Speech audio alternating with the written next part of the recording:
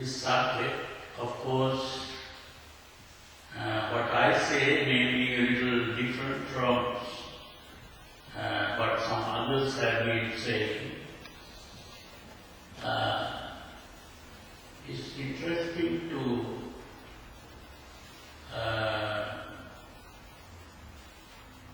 think of a situation where just before the Buddha passed away, a certain person came and asked a question.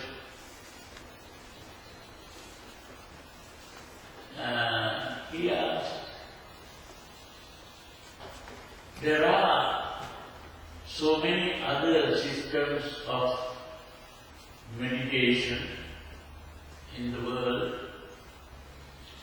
and there are others also who claim to be, some even claiming to be fully enlightened, or all-knowing, Sabba, knowing everything. And I want to know what you say about whether there are enlightened people in these other systems of meditation. That was the question. So the Buddha said, I don't want to speak about other people or other methods of meditation. I can only speak about my method of meditation. And that is that as long as the noble, what is called the Noble Eightfold Path, is followed, the world will not be short of arahants. That was his answer. So in other words, according to the Buddha, the only way to reach that state of perfection is the Noble Eightfold Path. I have been trying to understand the original teachings of the Buddha. Now why I do this is that when I was born in Sri Lanka, where there is Theravada form of Buddhism. But I found that there are so many other forms of Buddhism in the world. There is the Mahayana, there is the Tibetan Vajrayana, and also divisions even in those different forms of Buddhism. So I was not satisfied with the form of Buddhism I was born into. I was not even satisfied with just being a Buddhist. I wanted to know the truth about things. So I tried to study all kinds of religions, philosophies, and even modern psychology, and various things I studied to find out. In my early stages, I only read books about Buddhism, but later I came across the sutras and I began to study the sutras.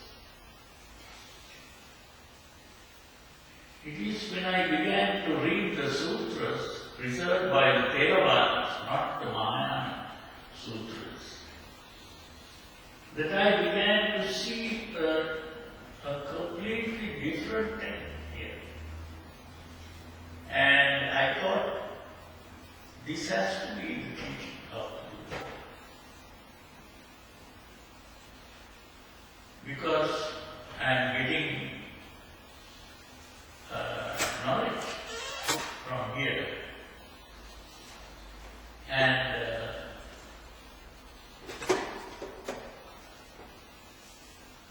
another thing that happened to me was, I came across a book written by a modern psychologist about relaxation. The name of the book was How to Relax. It was a very small booklet, it's not a big book. And those days, whenever I read something, I always try to put it into practice. I don't just read and just throw it away.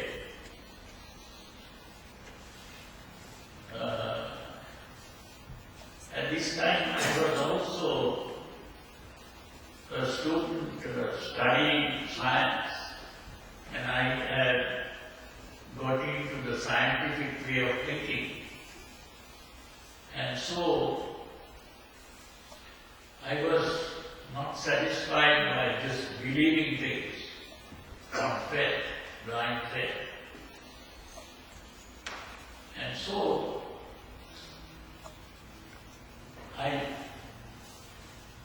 when I began to practice this relaxation that was there, I began to experience something that made me feel this has to be the teaching of the Buddha. Because I got into something, maybe something like what is called samadhi. But the problem is, most people today, the translators who translated into English, translated samadhi as concentration. But here, I was not doing any concentration. What I practiced was relaxation. So when I began to experience this thing called relaxation, I thought, this has to be the real samadhi.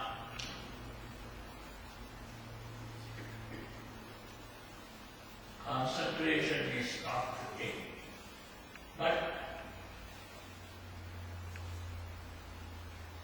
it was after this that I came across that sutra called the Satipatthana Sutra,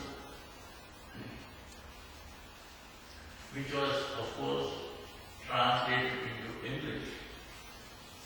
And when I read that, I thought, here, what I was just practicing is this. So, although I was just practicing the relaxation, I felt that I had been practicing Satipatthana.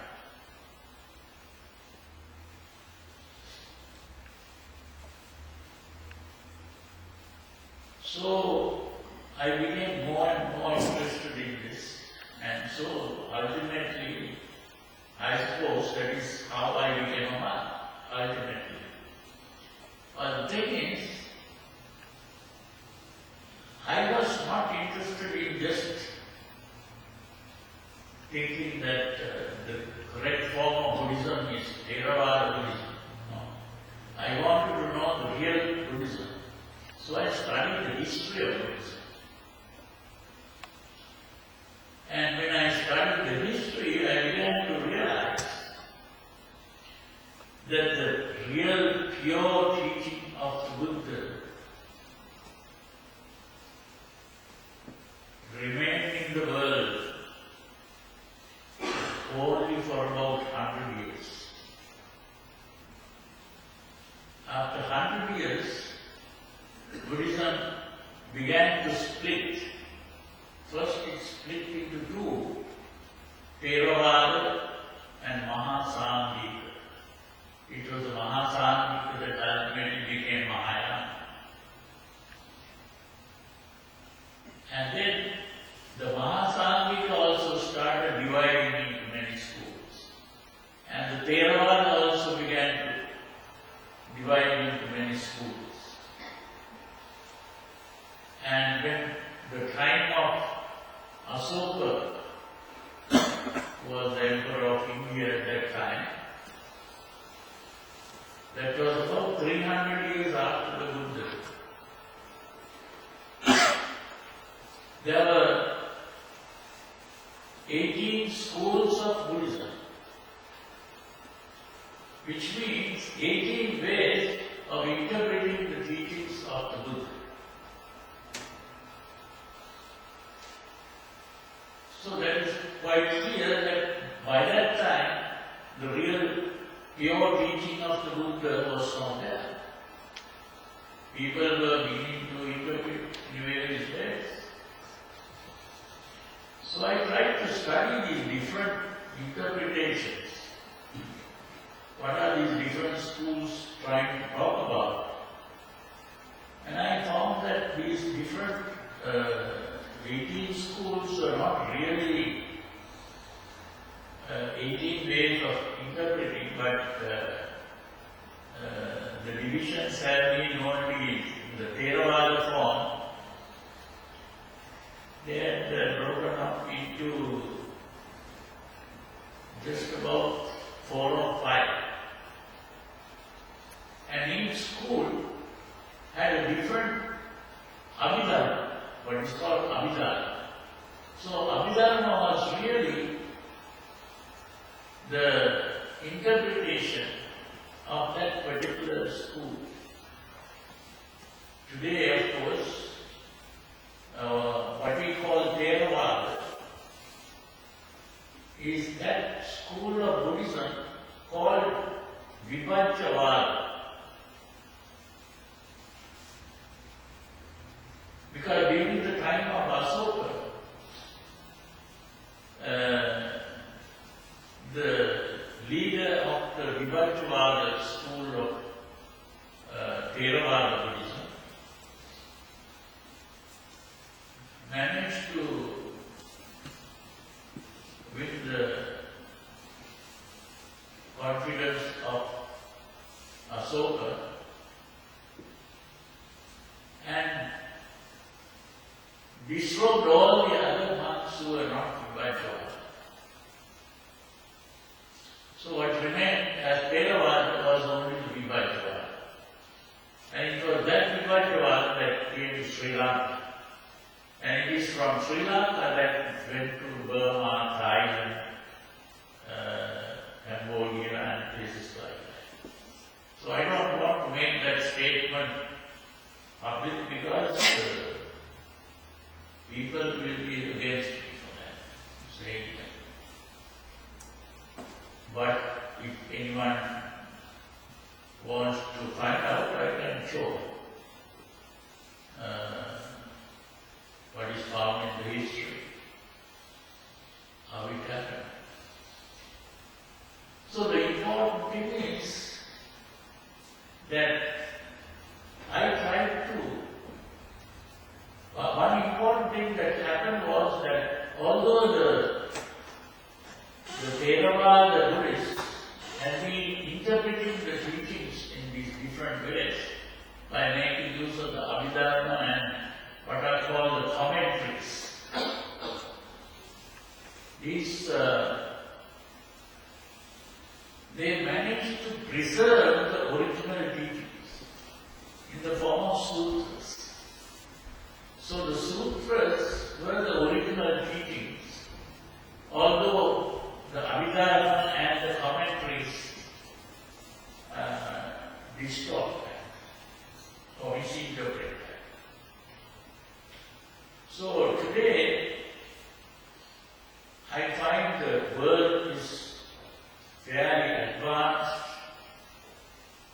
because of modern scientific research and things like that. And if you study the modern ideas and then read the sutras, you begin to see the meaning of the sutras in a different way. So that is how I began to understand the sutras. And so this is just a little history about this. Our topic is mainly about the method of meditation. And when I examine these different kinds of meditation available today,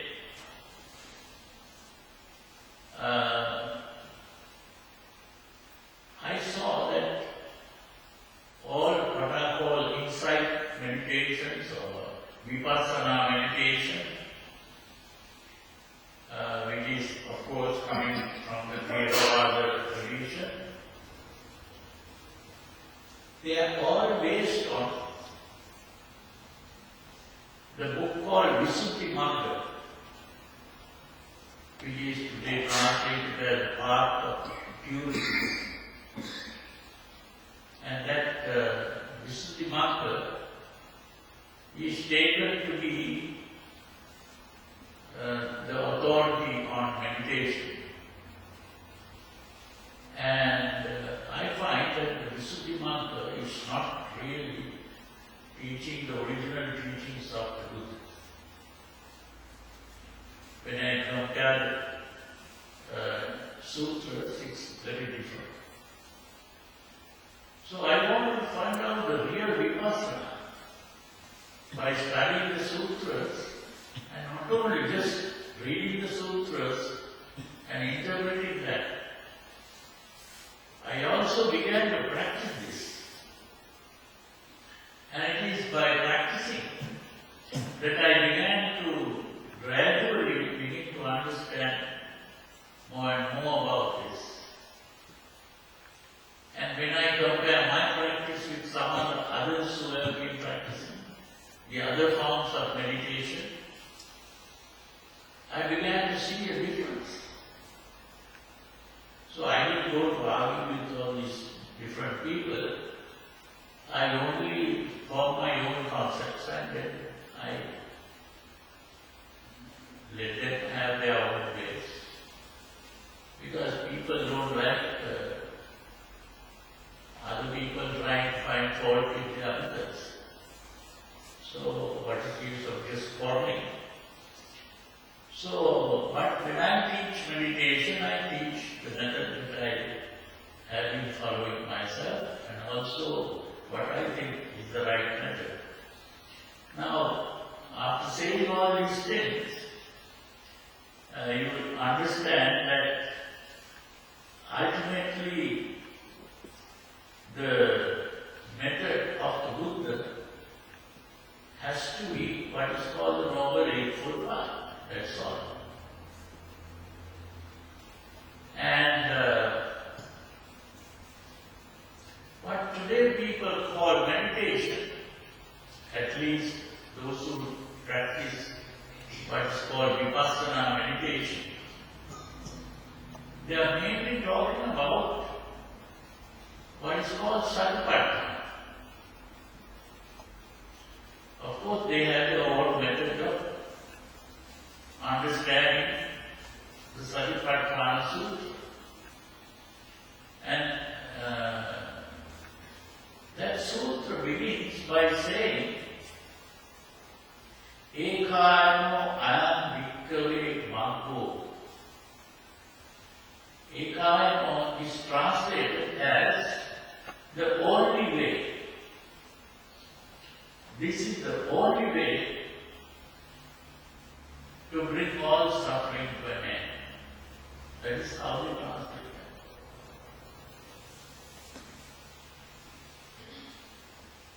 that. If that is the only way, and if you compare that with what is called the Noble Eightfold Path,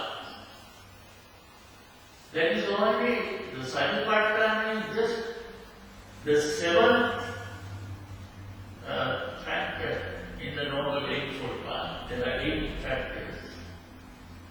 Out of the 8 factors, the 7th factor is the Satipatthana. And that is called the only way. So how can that be the only way if the only way was the Noble Eightfold Path? So what I thought was, there is something wrong with that. So I went into the Pali dictionaries and Pali scholars. I went and discussed this and found that Ekayana Marga doesn't mean only way. Eka ayana, Eka means one, ayana means going towards. That means the way that goes towards just one thing, single thing. That it has a single focus or a single aim. So when I thought about this,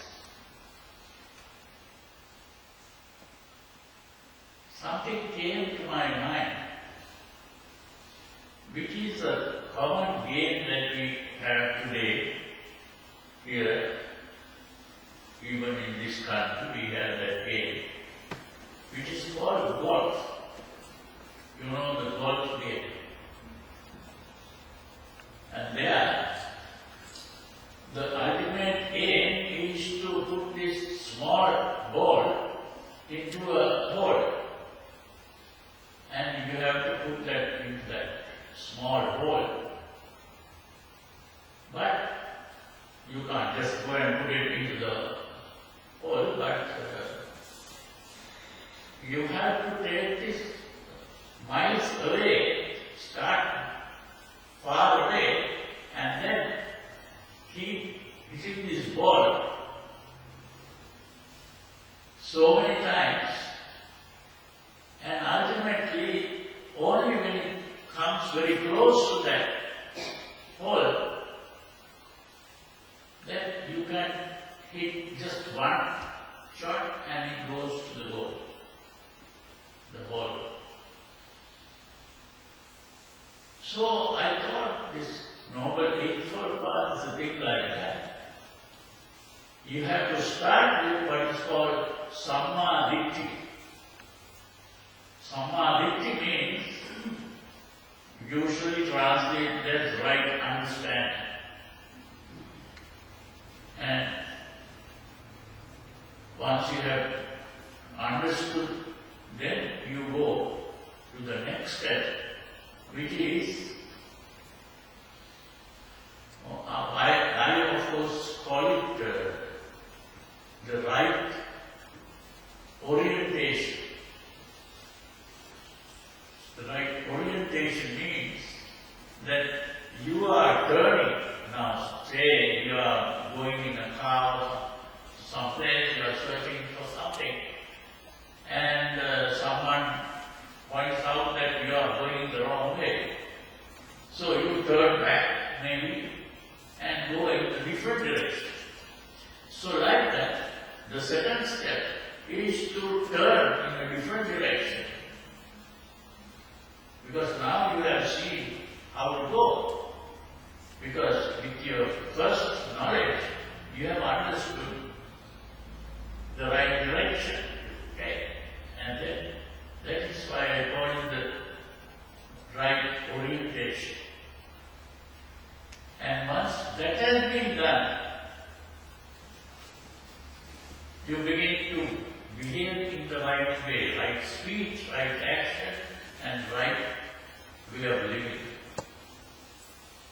So your behavior begins to change. You know, there is a modern book written by a plastic surgeon. I don't want to go into the details, but the most important thing is the author is Maxwell Maltz. The name of the book is Cybernetics. And there he points out that the importance of the goal orientation. And the goal has to be in the form of a self-image. So that is also called self-image psychology. This self-image is very important in the teachings of the Buddha. Because when you have understood properly,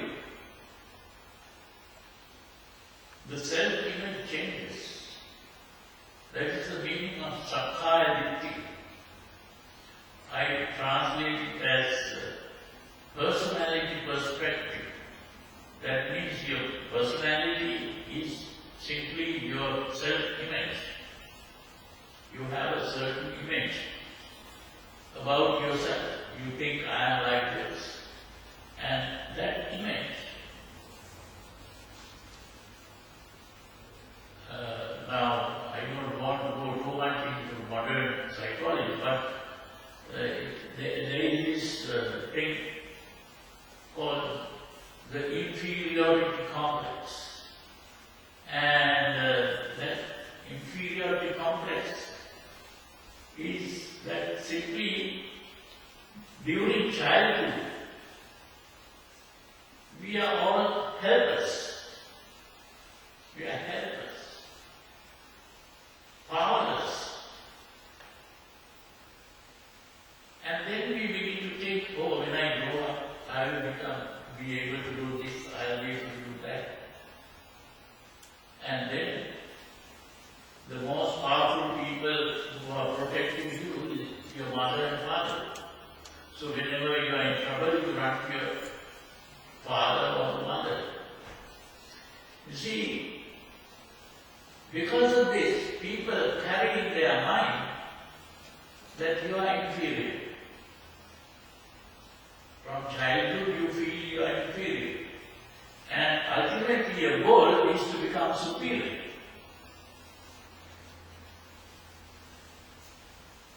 So, the goal that you want to achieve is a superior goal. And that superior goal is the same thing that we do in the practice of Buddhism. You see, we are thinking of the Buddha.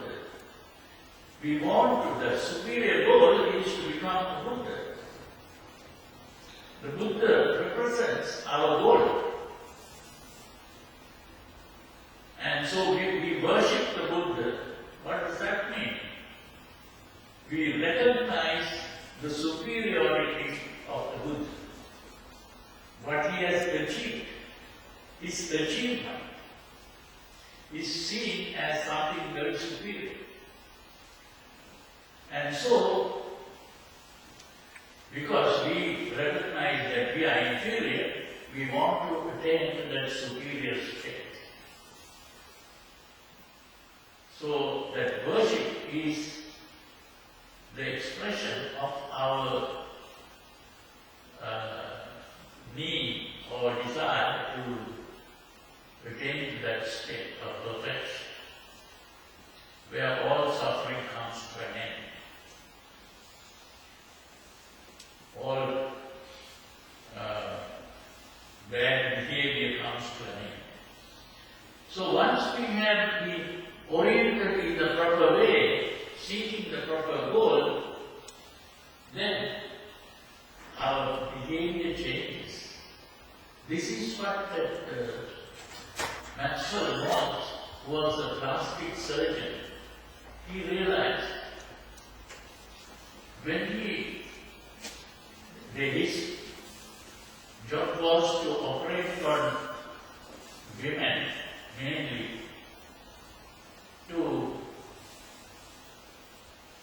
face look better or make women more beautiful. So he found that some women, when the operation has been done, the whole personality changes. Because now a new self-image is formed. Now I am beautiful. When that self-image is formed, that person's personality changes, character changes. But then he found some women, even after the operation, the personality has not changed. So he brought these women and pointed out, you know, beautiful, why you are still thinking you are not beautiful? And once that person has been convinced, the personality changes again. And then he tried another experiment. When a person came for the operation, he said, you don't need an operation. You are very beautiful. Your face is very beautiful face. Why do you want this operation done? When she was convinced, again the personality changed. So all that means is if we can change our self-image, our personality changes. And this is what the Buddha is doing. That self-image is what is called the sattva. So what is called the sotapanna or street enterer is a person whose self-image has changed.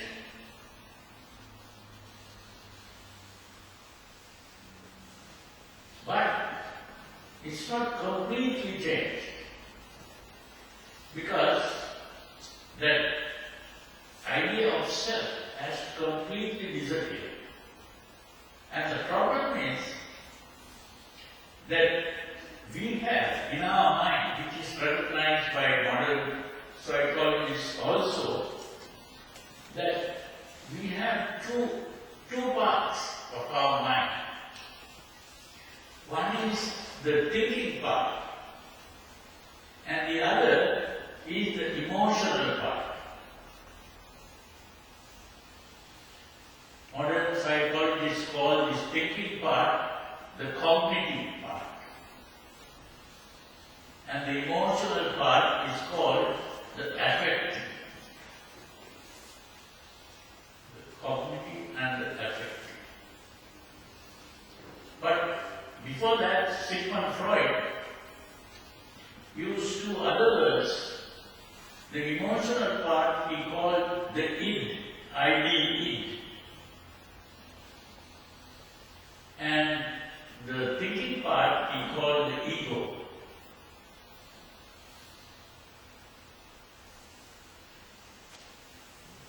Why he used those terms, I can explain, but it takes time, so I'll cut short that. If you are interested, you can ask later. The important thing is that modern psychologists have been recognizing this. And what is happening is that, say, the Buddhists recite the 5 precepts and take up the 5 precepts. What does that mean? That you should not hurt others, you should not steal, you should not commit adultery, you should not lie, you should not use harsh language and that sort of thing.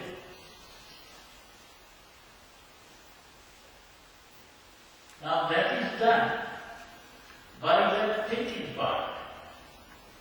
It is the thinking part that accepts that is right. I should not hurt others, I should not speak bad words to others. I should be very kind, compassionate towards others. You accept that. But then, the moment you get angry, what happens? All that is broken. Or you become greedy for things. Because when the emotion comes up, and the emotion and reason are in conflict, who wins? Emotion always wins. This is the problem. Now this is the problem that even Sigmund Freud discovered. Now this is why in Buddhism we have a word called Vicikiccha. And today the modern psychologists are aware of this, that the mind is pulling in two different directions. The thinking part pulls in one direction, the emotional part pulls in the other direction. So this is why we can't decide on things. When we become undecided over things, you observe that the thinking part is pulling in one direction and the emotional part is pulling in the other direction. This is the problem. So the important thing is that it is only when we become aware of this that we can put a stop to this. Because these things are happening unconsciously. You are not even aware of this. But the moment you become conscious of this, that stops. So somehow that second step is the orientation, which means, are you going to be dominated by your emotions, or are you going to be dominated by your reason? That decision is the second step. Because you have understood the problem and how it should be solved, now are you prepared to solve the problem? Which means you have to stop being carried away by your emotions and you have to be going according to your reason. That is also a difficult step to take. Now modern psychologists are aware of this. They call it the cognitive dissonance. Cognitive dissonance means the mind going in two different directions. So what you need is the cognitive consonance. Consonance means they are not going in two different directions. So the important thing is, once that has been done, once your direction has been determined, then you begin to speak in the right way, act in the right way, and live in the right way. But once you have done that, there is something further to be done. Now these steps are now 5 steps you have taken, the Noble Eightfold Path. The first is Sammaditthi, right understanding. Then comes the right orientation. Then comes the right speech, right action, and right life. Now that right life is also sometimes translated as the occupation or the job you do. It's not the job. It's your lifestyle, how you live. And then the next step is Samma Vayam, which means the right, I call it the right exercise. Vayam is a word used also sometimes in the secular Islam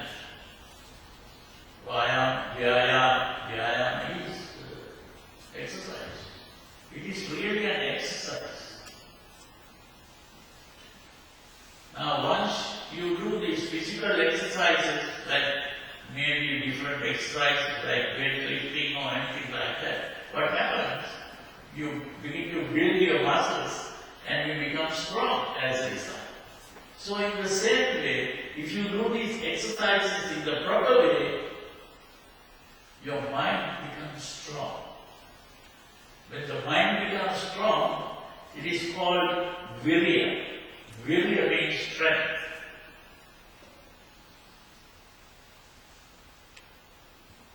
What is this exercise? This exercise, there are 4 parts in the exercise. In Pali it's called Samvara, Pahana, Bhavana, Anurakta. Samvara, Pahana, Bhavana, Anurakta. Samvara means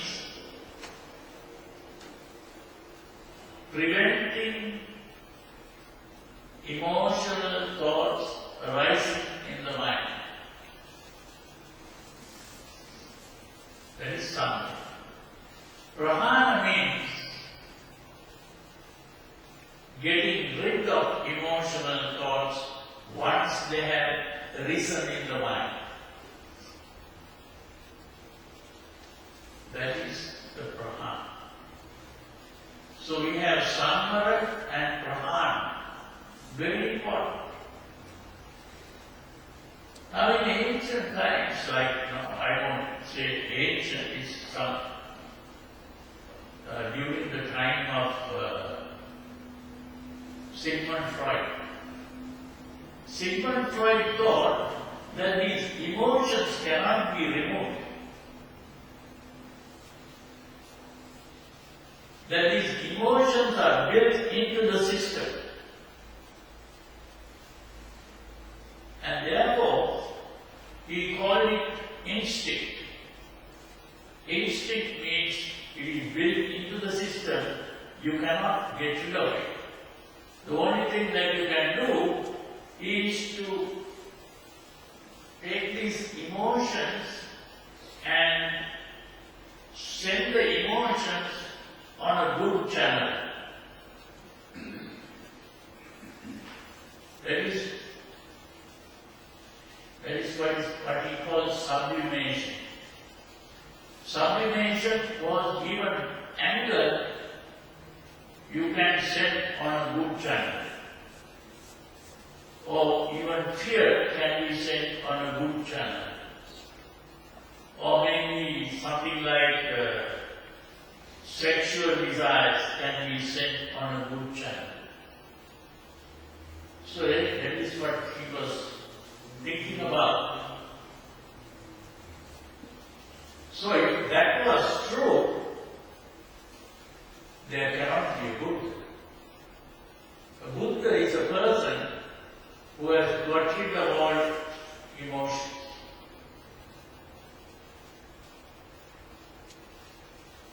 So this was the problem some time back when I was trying to study these things. But later came a modern school of psychology. They pointed out emotions are not built into the system. We have all the necessary organs in the body to produce the emotions. But the emotion cannot be produced if we don't think in the right way. You see?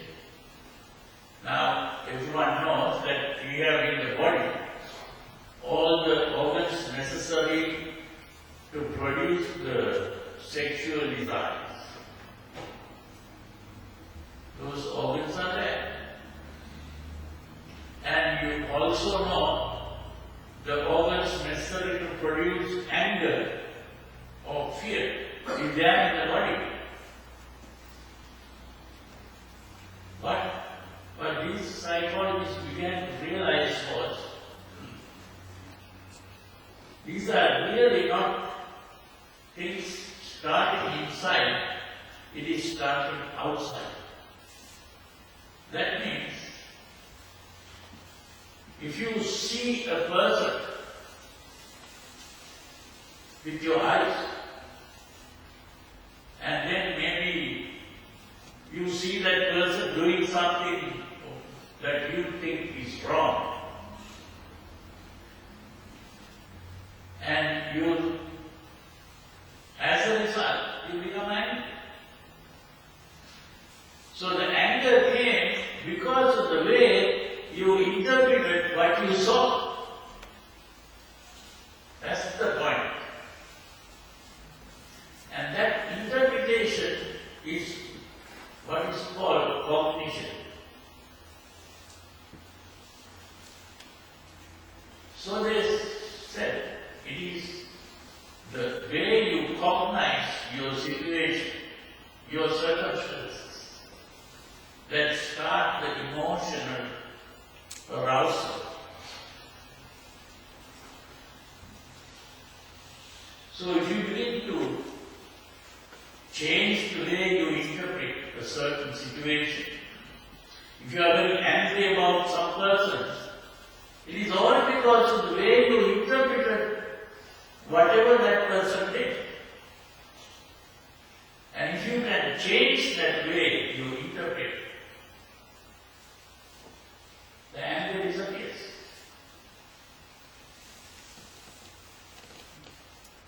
This is what today there are these psychologists who are called cognitive therapists. That is how their method of therapy is based on changing the way you interpret your circumstances. But this is what the Buddha taught more than 2,500 years before that. The first verse in the Dhammapada, that thinking part the Buddha called Mano, and the emotional part he called Chitta. So the more there in the first verse, the Buddha says, Mano Uppagama Dhamma. What that means is, Mano is the thinking part, precedes all experience.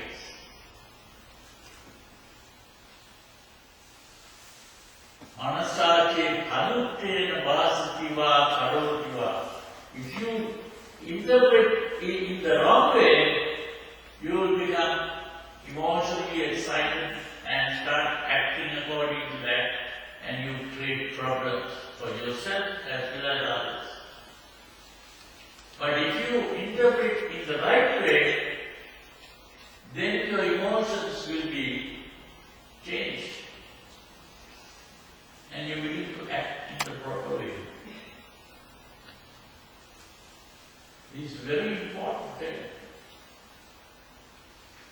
Now this is the secret that is being used here in this right effort or right practice or the right exercise. So the first thing is to realize that all our bad emotions are derived from what is going on outside. And not only what is going on outside, how we interpret.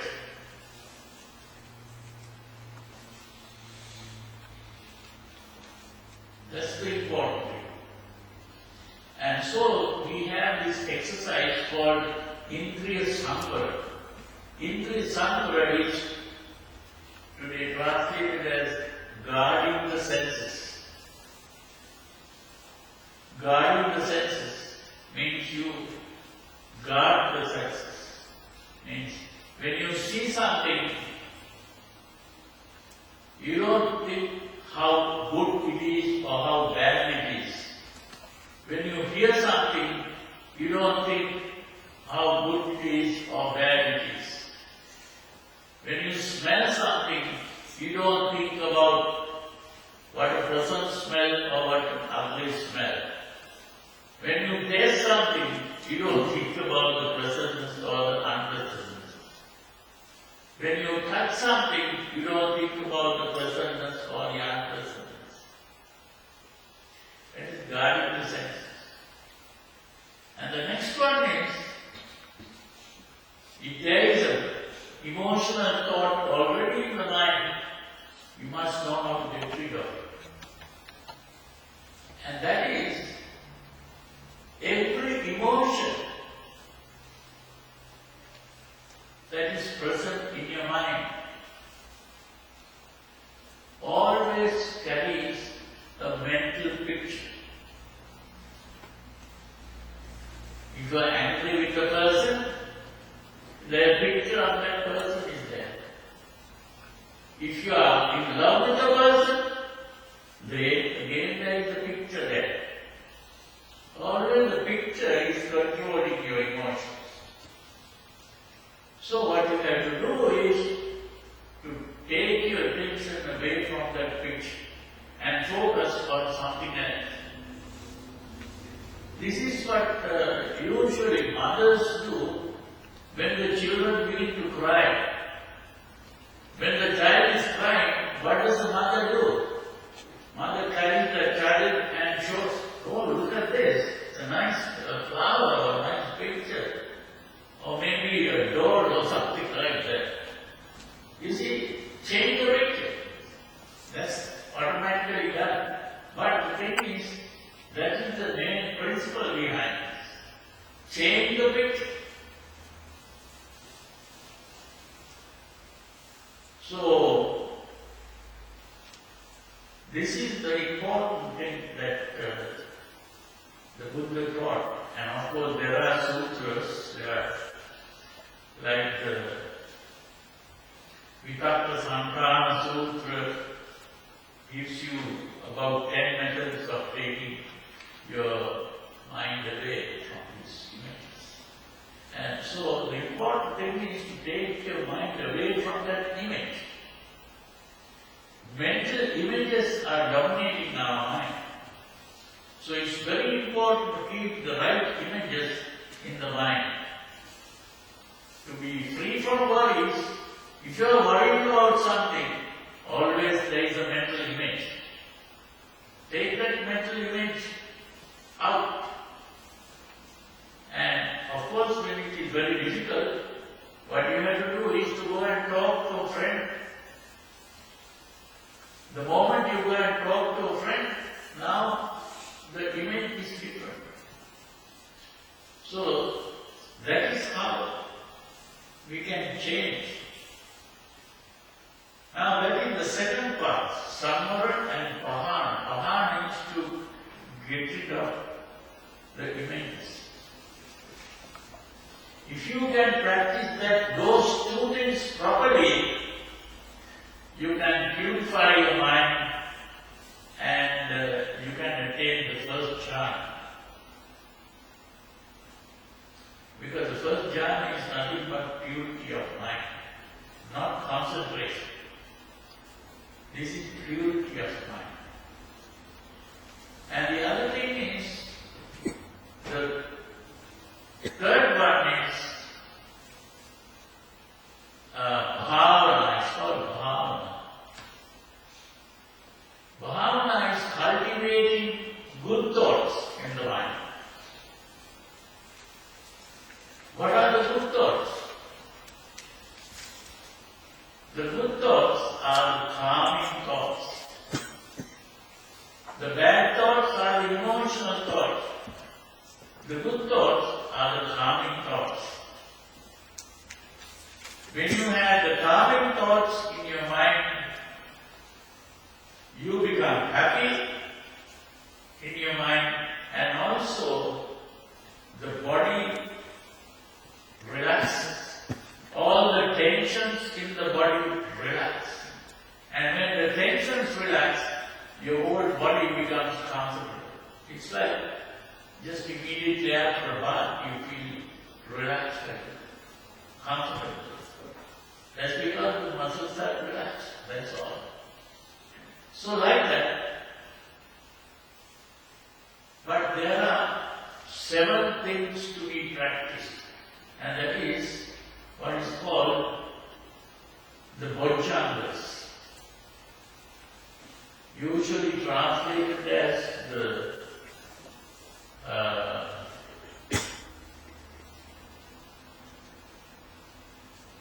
parts of awakening or something like that. But I would call that the 7 steps to awaken. The 7 steps to awaken. And the first step is Satipatthana. That is the point where we enter the Satipatthana, or what is called mindfulness. But I don't call it mindfulness. It's not just mindfulness. It is what is called introspection. Your mind turns inwards and looking at what is going on inside your mind, not what is going on outside. That's another thing that most meditators don't know. Satipatthana is not just mindfulness, it is introspection. Looking inwards. What are you introspecting? That is important to understand. What you are really introspecting means when you look at something, if you think it is pleasant, you are attracted to it. Emotional attraction comes. If you think it is unpleasant, you are repelled by it. That is also an emotional reaction. But now you have taken your attention away from it. Although you have taken your attention away from it, that reaction that was just that at the start is still going on.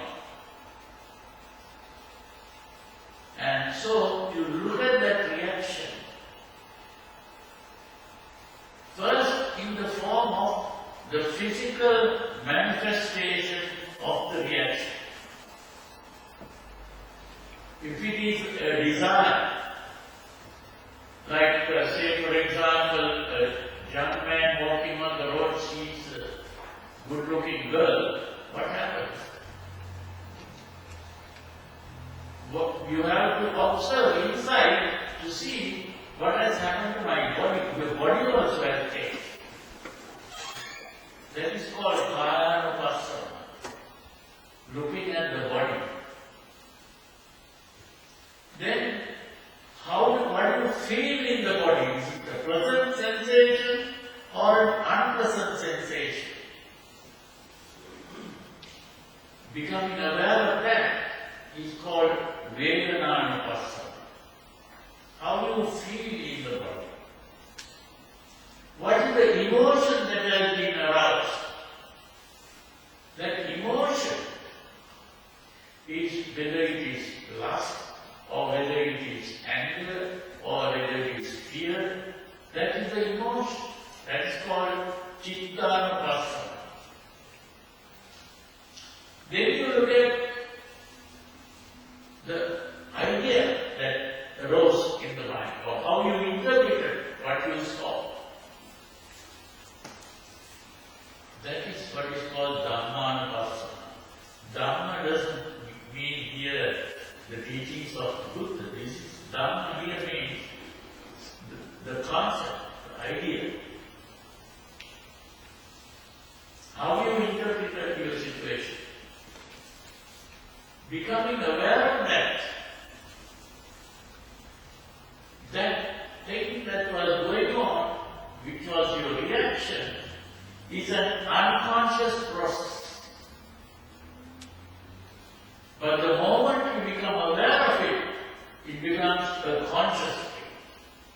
You have become conscious of the unconscious process that was going on.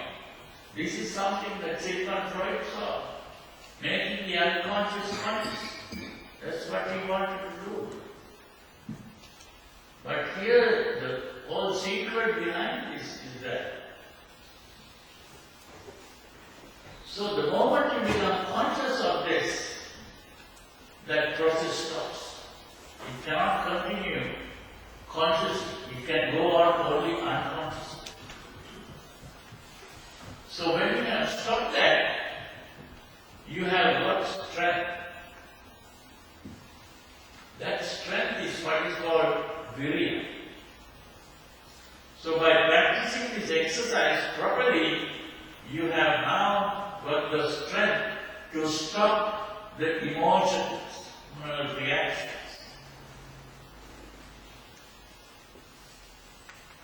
That is called virya. The first step was sati, which was the introspection. Then dhamma vichara means you have understood the concept that started this. Once you understand that, you drop the comfort. And then you get the strength to stop the emotion. And then, once you have done that, your mind is cleared now and you feel happy. That happiness is free. Your mind is free of emotion. You are happy. Free. When the mind becomes happy, the body tensions disappear. The body relaxes. That is called passaddhi. Passaddhi means relaxation. And with that comes samadhi, means you enter the first jhana. When you enter the first jhana, then you can go to the second, third, and the fourth jhana. It is when you have got into the fourth jhana, you have what is called upekkha. That word upekkha is a very important word that today is very badly translated. Some translate it as equanimity, but this is not equanimity. Upa means inside, ikkati means see. See it from inside.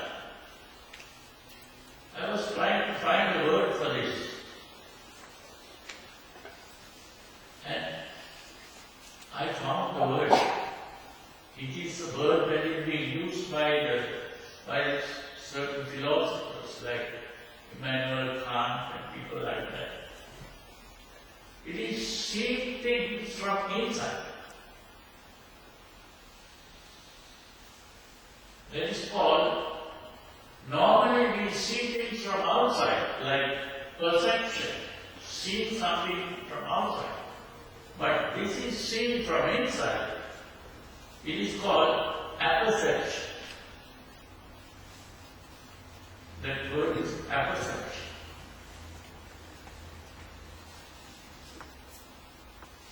What this means is when you are looking at something, like say I look at this cushion here, I see a cushion there. But that is seen from outside. What I am seeing from inside is how I see the cushion. How do I see the cushion? Of course, we know that light falls on the cushion and the light comes to my eye and I am able to form a picture. The eye works like a camera. It's a picture. So what I really see is not the cushion there, but a picture. A picture of a cushion. You see, now that is seen from inside. How I see it. Now that process of seeing from inside has been analyzed by the Buddha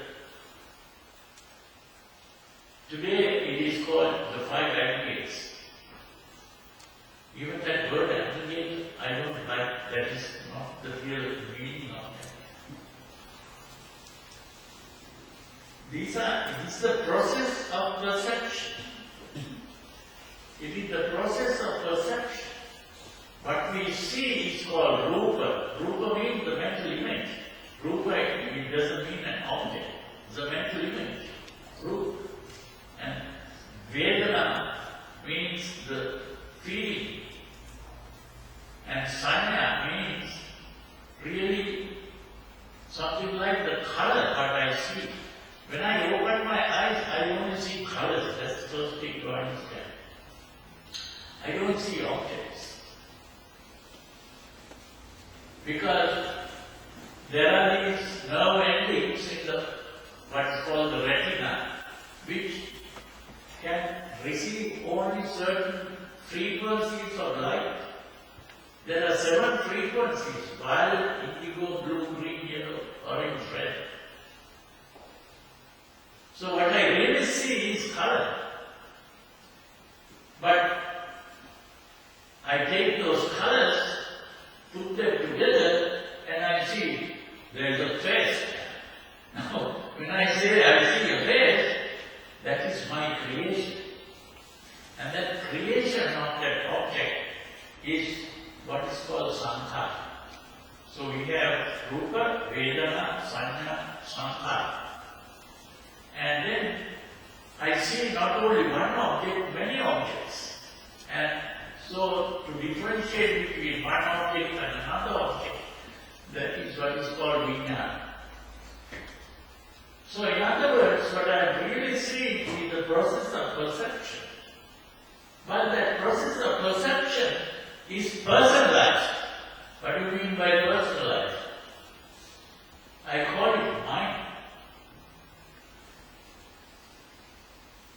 That seeing is mind. The object is something outside, but the seeing is mind. I see. So the moment I personalize that seeing, I come into being. That is the meaning of bhava. That personalizing is called upadana. Upadana is not just clinging and grasping. Upadana is personalized. And so I begin to see. So when I see this, what I see is there is no real self here to talk about. I am creating the self here. When you begin to understand this fully, you awaken from the dream of existence. That means we are thinking that things are existing. I am existing, the world exists, everything exists in the world. That is what is called bhava. Nirvana is called bhava nirodha. Bhava nirodha nirvana.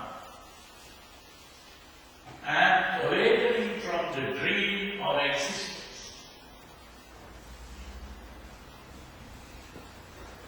That is how you become awakened from the dream of existence. That is becoming good. So that is the end of the process of meditation. You see, after sati comes samadhi. So sati is that ultimate, like the golf game, the ultimate step where you hit the ball for it to go straight into the hole. That is the meaning of sati. Not the only way. It is the ultimate way. Explain what is Vipassana in one or two sentences. Well, I would say there are these two kinds of meditation, what is called samatha and vipassana. Now in that exercise I said there are two things, samvara and pahana.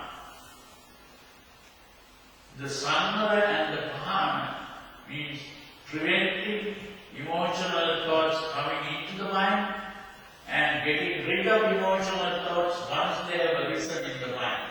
If you practice those two things, that is what is samatha meditation.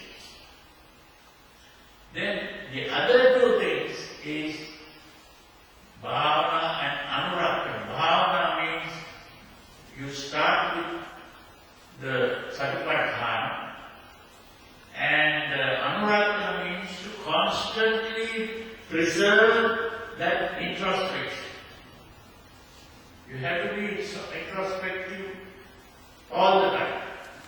That is the anurakta. Not just introspective, just few minutes and then start.